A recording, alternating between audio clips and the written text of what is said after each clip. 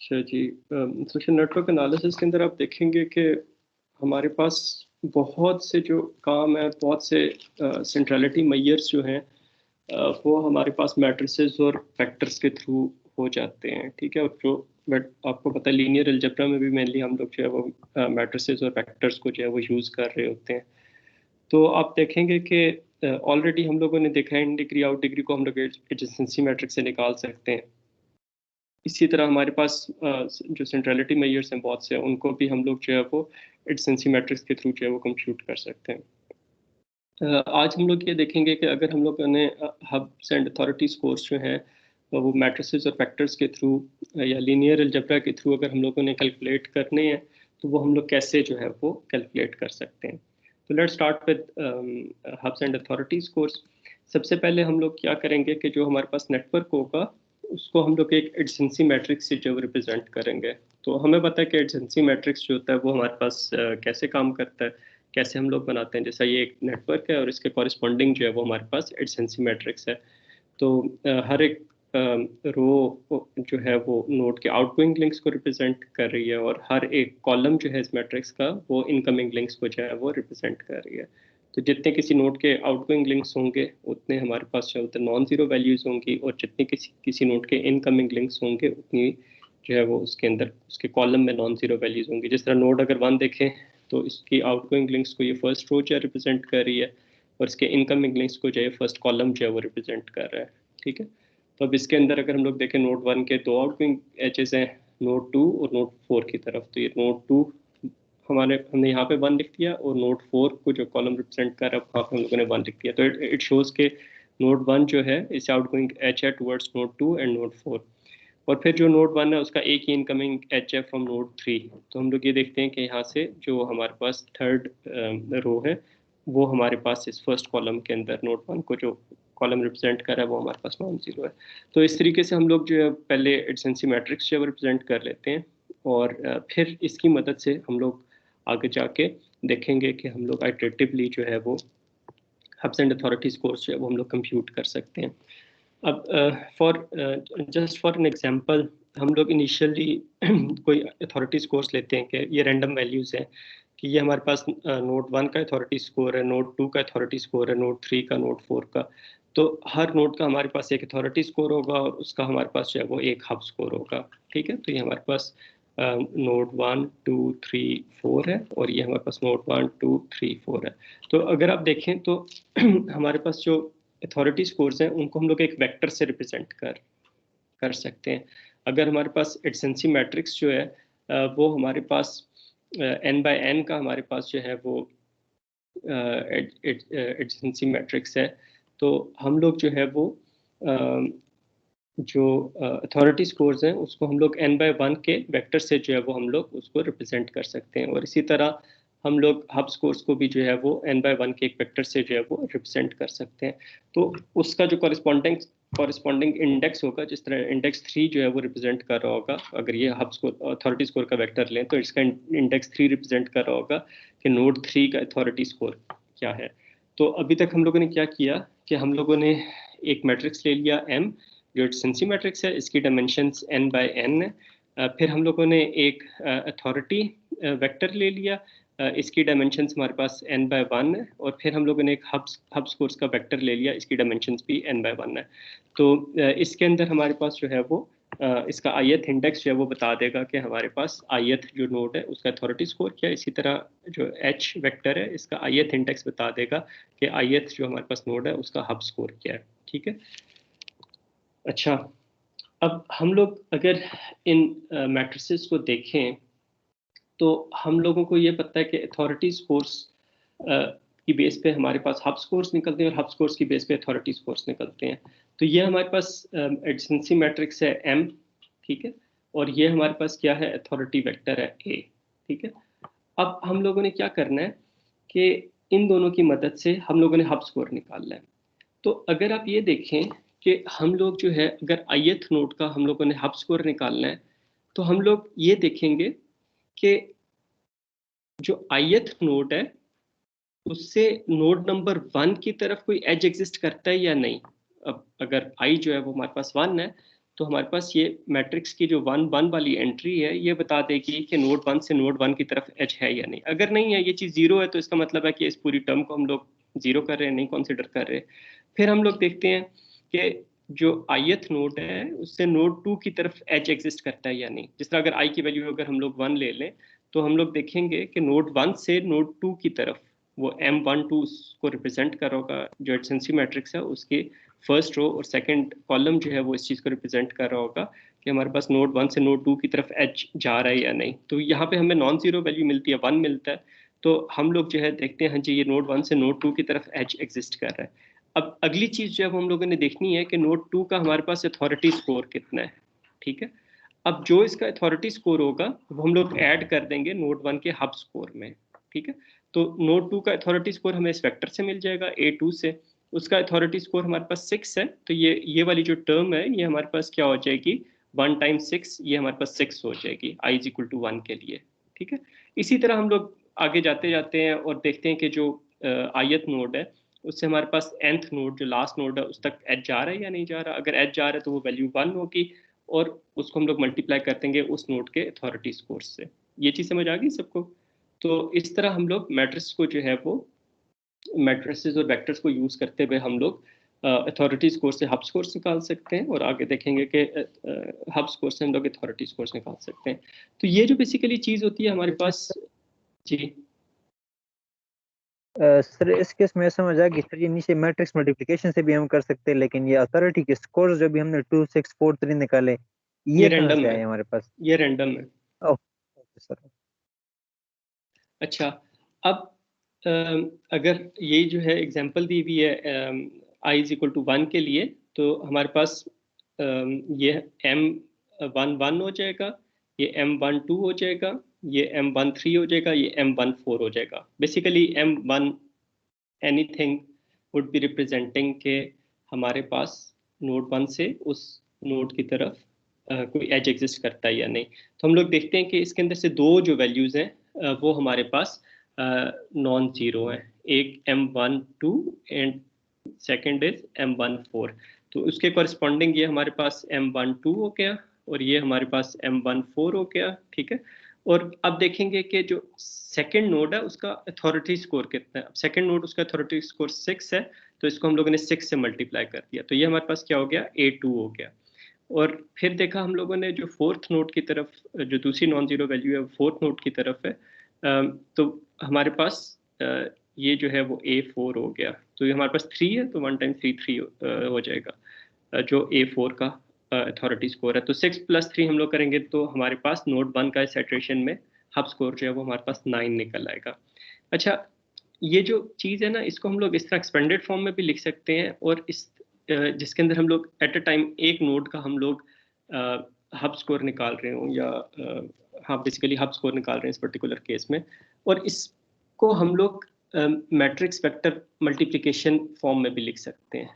अब यहाँ पे अगर आप देखें तो जो ऊपर वाली इक्वेशन है इसके अंदर हम लोग HI निकाल रहे हैं, ith नोड का हब स्कोर निकाल रहे हैं, और नीचे वाली जो इक्वेशन है इसके अंदर कोई सबस्क्रिप्ट स्पेसिफाई नहीं है। इसका मतलब है कि इस मल्टीप्लिकेशन के अंदर हम लोग पूरे का पूरा वेक्टर, सारे के सारे नोड्स का हब स्कोर जो है वो हम लोग एक ही कैलकुलेशन के अंदर जो है वो हम लोग निकाल रहे हैं, एक ही स्टेप में निकाल रहे हैं। तो होगा क्या कि यहाँ से हमें पूरे का पूरा वेक्टर मिल जाएगा, एंड वी कैन अंडरस्टैंड कि m जो है इसकी डायमेंशंस n/n है, a जो है उसकी डायमेंशंस हमारे पास n/1 है।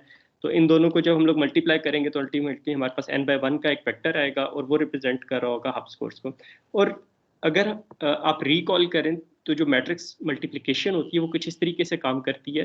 जिस तरह अगर हमारे पास ये m है और ये a है, तो m a के अंदर क्या होगा, इसकी जो फर्स्ट एंट्री होगी, ये वाली जो एंट्री है, जो रिजल्टेंट फैक्टर होगा h जो है, इसकी फर्स्ट एंट्री क्या होगी, ये बेसिकली फर्स्ट रो को हम लोग इस कॉलम से जो है वो रिप्रेजेंट मल्टीप्लाई कर रहे होंगे।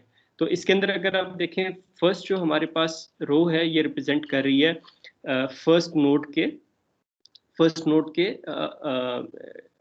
आउटवर्ड लिंक्स को जो रिप्रेजेंट कर रही है। इसके अंदर ये दो जो है हमारे पास नॉन जीरो एंट्रीज है, नोड 4 और नोड 2 और नोड 4 की तरफ। तो ये 1 जो है ये इससे मल्टीप्लाई होगा, ये 1 जो है ये इससे मल्टीप्लाई होगा, तो 6 + 3 हमारे पास 9 रिजल्टेंट फैक्टर जो है उसके अंदर जो फर्स्ट हमारे पास एंट्री होगी वो 9 हो जाएगी। और इसी तरह हमारे पास जो है जब इस मल्टीप्लिकेशन को कंटिन्यू करेंगे तो इस वेक्टर की जो रिजल्टिंग वेक्टर है उसकी सेकंड जो एंट्री होगी वो हमारे पास क्या होगी कि जो मैट्रिक्स है उसकी सेकंड रो को हम लोग इस कॉलम से मल्टीप्लाई करेंगे। तो इसके अंदर हमारे पास ये लास्ट दो जो है वो नॉन जीरो वैल्यूज हैं, दैट मीन्स नोड 2 जो है नोड 3 और नोड 4 से हमारे पास कनेक्टेड है। तो इसके जो लास्ट दो नोड्स के जो अथॉरिटी स्कोर्स हैं वो हमारे पास ऐड हो जाएंगे। तो 4 + 3 7 हमारे पास इधर जो है वो 7 आ गया। ठीक है, तो इस तरीके से हम लोग एक सिंगल मैट्रिक्स वेक्टर मल्टीप्लिकेशन से जो है वो हम लोग हब स्कोर्स निकाल सकते हैं एक आइट्रेशन में। ऑफ कोर्स हम लोग एक मरतबा ये काम नहीं करेंगे, हम लोग मल्टीपल टाइम्स जो है वो हम लोग ये काम जो है वो कर रहे होंगे। ठीक है, ये चीज क्लियर है सबको? एक्सक्यूज मी सर, मेरा छोटा सा क्वेश्चन है जी। सर ये आपने H1 की जो वैल्यूज निकाले उसमें सबसे पहले जो मैट्रिक्स के अलावा जो मेथड जो नोड 1 के ऊपर आपने फार्मूला सेलेक्ट किया 0 × 2 और 0 × 4, ये जरा समझिए। 1 × 6 और 1 × 3 समझ आ जाता है, लेकिन हाँ ये 0 है और कि 0 नोड 1 से नोड 1 की तरफ क्या एज है हमारे पास, और ये 0 है कि नहीं, नोड 1 से नोड 3 की तरफ क्या हमारे पास एज है। ये जो है हमें चीज ओके मिलेगी सर। 1 3 से और ये चीज मिलेगी 1 1 से। ठीक है, ये जो चीज सर है। ये वन वाला कंफ्यूजन था, क्लियर हो गया सर। ओके, अच्छा, अब हम लोगों ने जिस तरह हब स्कोर्स निकाल लिए, ये हम लोग आइटरेटिवली जो है वो निकाल सकते हैं। आइटरेटिवली किस तरह निकालेंगे कि पिछले अथॉरिटी स्कोर्स को हम लोग लास्ट जो आइट्रेशन में अथॉरिटी स्कोर्स थे उसको एडजेंसी मैट्रिक्स से मल्टीप्लाई करेंगे तो नए हमारे पास हब स्कोर्स आ जाएंगे।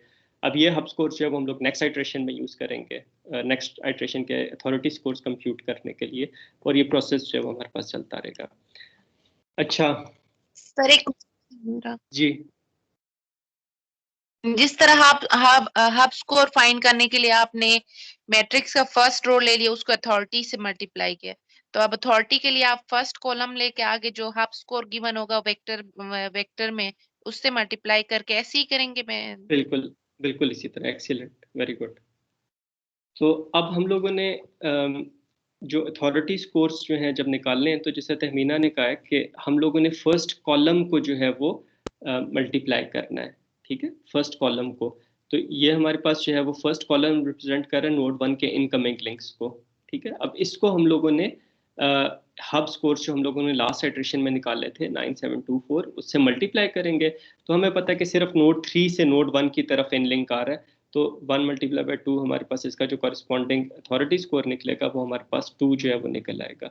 इसी तरह जब सेकंड नोड का हम लोग अथॉरिटी स्कोर निकालेंगे तो हमारे पास ये डिपेंड कर रहा होगा, इसको एज मिल रहा है सिर्फ नोड 1 से एज मिल रहा है, ये वाला जो एज है। तो अब हमारे पास जो है वो नोड 1 का जो हब स्कोर है 9 वो हमारे पास यहाँ पे आ जाएगा। तो ये हमारे पास सेकंड नोड का अथॉरिटी स्कोर आ गया। तो इसको अगर हम लोग मैट्रिक्स फॉर्मुलेशन में लिखें तो हमें पता है कि m जो है वो रिप्रेजेंट कर रहा होता है, अगर हम लोग जो है वो m को देखें और उसको किसी वेक्टर से मल्टीप्लाई करें, जिस तरह हम लोगों ने m × a किया था, तो हर एक m की हर रो जो है वो a से मल्टीप्लाई होगी, उसके कॉरस्पॉन्डिंग हमारे पास जो है वो हब स्कोर्स जो है वो निकल आएंगे। ठीक है, अब अगर हम लोगों ने कॉलम को मल्टीप्लाई करना है तो हमें पता है कि किसी मैट्रिक्स का हम लोग ट्रांसपोज ले लें तो उसका जो रो है वो हमारे पास कॉलम्स बन जाते हैं। जो हम लोग m ट्रांसपोज से हब स्कोर के वेक्टर्स को मल्टीप्लाई करेंगे तो बेसिकली क्या होगा कि अब m ट्रांसपोज के अंदर क्या होगा कि ये मैट्रिक्स जो है वो इस तरह बन जाएगा 0 0 1 0 1 0 0 0 0 1 0 1 1 1 0 0। तो मैट्रिक्स के अंदर तो हमारे पास मल्टीप्लिकेशन इसी तरह होती है ना कि फर्स्ट रो जो है वो h से मल्टीप्लाई होगा, उस वेक्टर से मल्टीप्लाई होगा, फिर सेकंड रो। तो हम लोग क्या करते हैं, ट्रांसपोज लेके कॉलम्स को रोज बना देते हैं। तो अब हमारे पास क्या होगा, ये वाली जो हमारे पास फर्स्ट रो है ये रिप्रेजेंट कर रही है ये जो है बेसिकली m ट्रांसपोज है। तो जो हमारे पास फर्स्ट रो है ये रिप्रेजेंट कर रही है फर्स्ट नोड के इनकमिंग लिंक्स को। तो इसका सिर्फ नोड नंबर 3 से इनकमिंग लिंक मिल रहा है, उसको हम लोग मल्टीप्लाई कर देंगे नोड नंबर 3 के हब स्कोर से और हमारे पास कॉरेस्पॉन्डिंग अथॉरिटी स्कोर आ जाएगा। ठीक है, तो ये हमारे पास इसकी जो है वो मैथमेटिकल फार्मूलेशन है कि हम लोग जो है वो हब और अथॉरिटी स्कोर्स को कैसे निकालते हैं। और अब अगर हमारे पास ये दो फॉर्मूले आ जाते हैं तो हम लोग आइटरेटिवली अगर पाइथन में काम करें तो numpy को यूज़ कर सकते हैं, अगर ऑक्टेव या मैटलैब में काम कर रहे हैं तो उसके अंदर डायरेक्टली हम लोग इस तरह मैट्रिसेस और वेक्टर्स लेके उनको हम लोग आइटरेटिवली कंप्यूट करते जाएंगे, हमारे पास नए नए स्कोर्स जो हैं वो आते जाएंगे। इसको नॉर्मलाइज करना मुश्किल नहीं होगा। नॉर्मलाइज करने के लिए हम लोग क्या करेंगे कि ये अगर वेक्टर है तो इसको हम लोग उसका जो सम है उससे डिवाइड कर देंगे। तो अगर आप मैटलैब में काम कर रहे हैं तो आप सिंपल ये कर देंगे कि a इज इक्वल टू जो आपके पास अथॉरिटी स्कोर्स आए हैं उसको आप डिवाइड कर दें उसके सम से, ठीक है। तो वो आपके पास नॉर्मलाइज जो है वो स्कोर्स आ जाएंगे, अथॉरिटी स्कोर्स जो है वो आ जाएंगे। अच्छा, अभी आप लोग एक कागज पेंसिल पकड़ें और जी, एनी क्वेश्चन? सर इसमें क्वेश्चन ये है कि इस केस में हमने अथॉरिटीज और हब स्कोर, एक में हम अथॉरिटी स्कोर को कंसीडर करके मल्टीप्लाई करें, दूसरे में हब को। इनिशियली हमारे पास तो हमने बोला था कि हम हब की वैल्यू को 1 कंसीडर कर लेते हैं, तो ये इटरेटिवली पेज पे करना कॉम्प्लिकेटेड टास्क नहीं हो कि ये कंप्यूटर टास्क है? नहीं, ये पेज पे नहीं करेंगे, ये कंप्यूटर पे ही करेंगे। Okay sir. जी सर, अथॉरिटी स्कोर काउंट करने के लिए एक बार दोबारा बता दें। अथॉरिटी स्कोर के अंदर ये होगा, जिस तरह अगर हम लोगों ने ये देखना है कि नोड 1 का अथॉरिटी स्कोर निकालना है ना, तो ये इसके इनकमिंग लिंक्स को देखेंगे तो नोड 1 को सिर्फ एक इनकमिंग लिंक मिल रहा है नोड नंबर 3 से, ठीक है।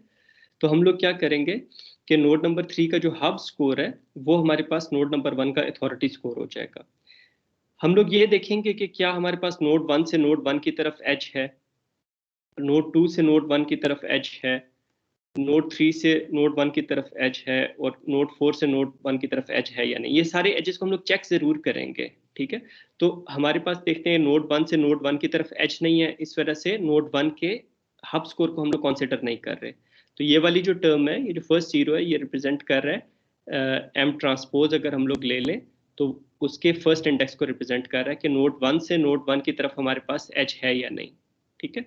और फिर हम लोग देखेंगे कि नोड 2 से नोड 1 की तरफ एज है या नहीं, ये रिप्रेजेंट कर रहा होगा एम ट्रांसपोज। अगर ले लें तो उसका हमारे पास जो है वो first row and second column, ठीक है। या अगर एम हम लोग ले रहे हैं तो उसका हमारे पास सेकंड रो और फर्स्ट कॉलम, ठीक है। तो अब वो हमारे पास बता रहा होगा कि नोड 2 से नोड 1 की तरफ एज है या नहीं। तो अब वो नहीं है तो हमारे पास ये उसकी वैल्यू 0 हो गई और उसको हम लोग उसके हब स्कोर से मल्टीप्लाई करेंगे तो 0 मल्टीप्लाई बाय 7 हमारे पास 0 हो जाएगा। इसी तरह ये जो 1 है ये रिप्रेजेंट कर रहा है कि नोड 3 से नोड 1 की तरफ लिंक है। अब वो लिंक एग्जिस्ट करता है, इस वजह से ये वैल्यू 1 होगी। तो हम लोग देखेंगे कि नोड 3 का हब स्कोर कितना है। नोड 3 का हब स्कोर हमारे पास 2 है, तो वो हमारे पास ऐड हो जाएगा नोड 1 के अथॉरिटी स्कोर्स में। और इसी तरह नोड 4 से नोड 1 की तरफ कोई एज नहीं है तो उसके हम लोग हब स्कोर को भी कंसीडर नहीं करेंगे। तो ये हमारे पास एक नोड के लिए इस तरह हम लोग लिखेंगे ना, और इसे जनरलाइज हम लोग इस तरीके से लिख सकते हैं। जब हम लोग इसे मैट्रिक्स वेक्टर मल्टीप्लिकेशन के फॉर्मेट में लिखते हैं तो एम ट्रांसपोज जो है ये इसकी फर्स्ट रो रिप्रेजेंट कर रही होगी इनकमिंग लिंक्स ऑफ नोड 1, उसको हम लोग पूरे के पूरे हब वेक्टर से मल्टीप्लाई करेंगे। तो जिन जिन नोड से नोड आई की तरफ, मतलब फर्ज करें आयत, अगर हम लोग ए आई को जो है वो हम लोग उसका आयत वैल्यू देख रहे हैं, तो जिन जिन नोड से नोड आई की तरफ हमारे पास इनकमिंग लिंक्स आ रहे हैं उन वैल्यूज को हम लोग सिर्फ कंसिडर करेंगे एम की वजह से, एडिशनसी मैट्रिक्स की वजह से, और उनके हब स्कोर्स को जो है वो हम लोग ऐड कर लेंगे, ठीक है। तो इस तरीके से जो है वो हमारे पास एक मैट्रिक्स वेक्टर मल्टीप्लिकेशन से हमारे पास अपडेटेड जो अथॉरिटी स्कोर्स हैं वो आ जाएंगे। अभी क्लियर है आपको? जी सर, समझ आ गया। अच्छा, ये आप लोगों की एक छोटी सी एक्सरसाइज है, ये आप एक कागज पेन से लेके उसके ऊपर आप इस ग्राफ का जो है वो एडिशनसी मैट्रिक्स बनाएं, ठीक है। और इनिशियली अगर आपके पास हब स्कोर ये गिवन है 2 1 3, तो आपने क्या करना है कि इन हब स्कोर्स को यूज करते हुए मैट्रिक्स वेक्टर मल्टीप्लिकेशन करके अथॉरिटी स्कोर्स निकालने हैं, जस्ट फॉर वन आइटरेशन। या भी करके मुझे दिखा दें, या आप कर लें, फिर हम लोग उसको डिस्कस कर लेते हैं।